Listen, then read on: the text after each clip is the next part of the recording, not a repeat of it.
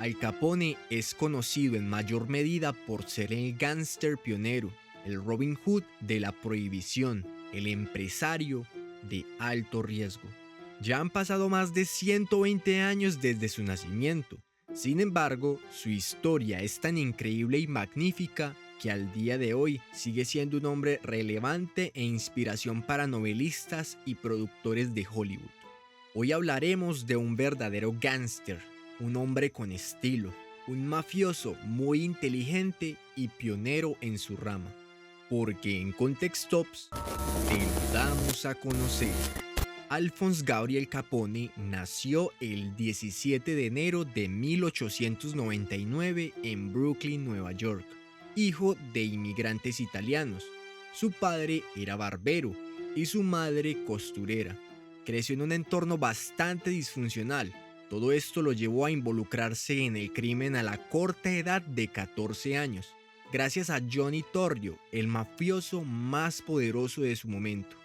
Este le dio a Al Capone el empujón en el crimen organizado, convirtiéndolo en su pupilo. Johnny Torrio lo introdujo en la Five Point Gang. Esta fue la banda más peligrosa en su momento. Esta banda estaba conformada principalmente por irlandeses estadounidenses. Sus actividades delictivas principales eran extorsionar a las personas a cambio de no lastimarlas o dañar sus propiedades.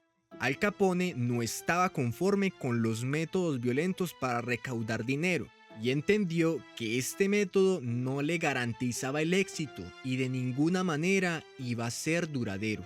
Capone era un hombre bastante ambicioso, siempre quería más. Él quería convertirse en el mafioso más poderoso y todo esto lo aprendió de Torrio, quien fue su modelo a seguir. Al Capone sentía un respeto reverente a su mentor. Además que Torrio le pagaba muy bien por el dinero que recaudaba de las casas de apuestas ilegales. Capone para ese entonces era un joven bastante inteligente y muy avispado, con sus metas muy claras. Y gracias a su lealtad y su excelente trabajo, se convirtió rápidamente en uno de los hombres de confianza de Torrio. De este modo, fue escalonando en la mafia hasta llegar a ser guardaespaldas de Franklin Yale, un mafioso bastante orgulloso y con mucho ego de sobra. Frankie administraba un bar de mala muerte en Coney Island al sur de Brooklyn, llamado Club Harvard. Una noche, Frank Galucio fue a este bar acompañado de su hermana y otra mujer. Allí Al Capone se fijó en una de las mujeres, la cual era la hermana de Frank, llamada Lana, y quien por cierto era la niña de sus ojos para Frank. Capone, sin más ni menos, y anonadado por su belleza, le lanzó un piropo, con tan mala suerte que Frank lo escuchó. Esto hizo que su cólera fuera de 0 a 100 en segundos, y se fue inmediatamente a reclamarle.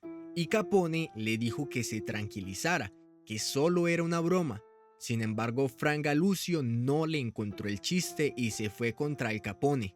Sacó una navaja de su bolsillo e intentó cortarle el cuello al joven Al Capone, con la suerte que solo logró cortarle el rostro. Y es así como Alphonse Gabriel Capone recibe su apodo de cara cortada.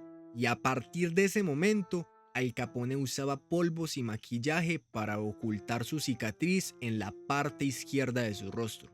Al pasar de los tiempos, Al Capone fue ganando más y más poder en la mafia, y por increíble que parezca, convirtió a Frank Galucio en su guardaespaldas, el mismo que le intentó cortar el cuello. Después de un par de altercados con una banda irlandesa, Capone se mudó a Chicago, en donde fue construyendo nombre y el emporio mafioso más notorio de los Estados Unidos entre los años 1925 a 1929.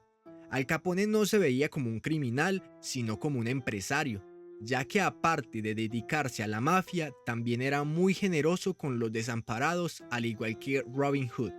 En 1929 se dio una de las masacres más violentas de su época. El FBI la nombró como la masacre de San Valentín. Al Capone quería hacerse con el poder del crimen organizado de Chicago. 4 hombres bajo el mando de él se disfrazaron de policías y fueron a la compañía SMC Curtis Co. Esta compañía era de un mafioso llamado Bugs Moran. Este era el que tenía el poder de Chicago y por ende era un obstáculo para Al Capone. Cuando los hombres llegaron a la compañía, simularon una redada y obligaron a los 7 miembros de la banda rival a ponerse de frente contra una pared. Una vez todos estaban formados, los hombres de Al Capone los ametrallaron hasta que los cargadores de sus armas quedaran totalmente vacías. En ese momento, Capone se encontraba en Miami, por lo cual el FBI no pudo involucrarlo como el actor intelectual de este crimen.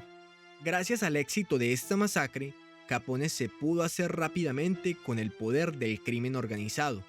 Sin embargo, el poder y el éxito traen consigo envidiosos y traidores, y uno de sus hombres, llamado Joseph Giunta, se torció al bando contrario de un gángster llamado Joe Ailo, para así acabar con el poder de Capone. Junto a este hombre habían otros 2 traidores, sin embargo, por algo Capone era el jefe, y él se dio cuenta de sus planes. Un día los invitó a cenar a su mansión, y a la hora del postre, el guardaespaldas Frank junto a sus hombres amarraron a los 3 traidores, y Capone con un bate de béisbol los empezó a golpear casi hasta la muerte. Al final, el mismo Capone finalizó el asunto y los terminó a tiros. Y es así como Capone reafirma su poder. Él hacía sus negocios utilizando fachadas para no dejar rastro de su ilegalidad, y se hacía ver ante la ley como un empresario. Sin embargo, en 1927 la ley hizo unos ajustes y Capone empezó a ser acusado de evasión de impuestos, y es ahí donde empieza la persecución para ponerlo tras las rejas. Capone, para poder escapar de la ley, se mudó a Miami en 1928. Y hasta allí fueron unos agentes de la ley para poder seguir con su investigación, hasta que su abogado, Edward O'Hare, y quien era su asesor, y que a la vez era un agente encubierto, ayudó a desmantelarlo. Capone se dio cuenta del traidor y se vengó de él asesinándolo con sus hombres. En 1931, Capone fue acusado y declarado culpable por evasión de impuestos y fue encarcelado en una prisión de Atlanta. Sin embargo, desde adentro seguía dando órdenes a sus hombres hasta que en 1934 Capone fue trasladado hasta Alcatraz, donde era estrictamente vigilado y no podía tener contacto con nadie. Allí fue el principio de su fin, hasta que en 1939 Capone fue liberado debido a su estado de salud.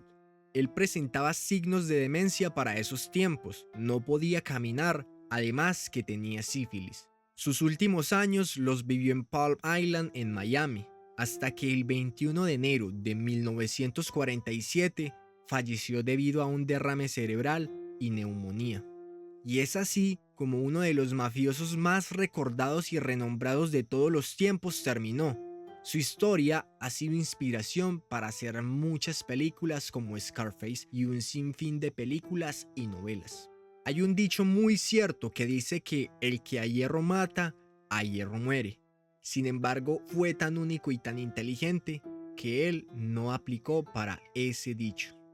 Y hasta aquí el video de hoy. Espero que te haya gustado y déjame en los comentarios si conoces de algún otro mafioso que haya sido tan épico como Al Capone. Los estaré leyendo. También te estaré muy agradecido si te suscribes a este canal y le das like a este video. Así será recomendado a otras personas y con eso me ayudarás un montón. No siendo más, nos vemos en una próxima ocasión.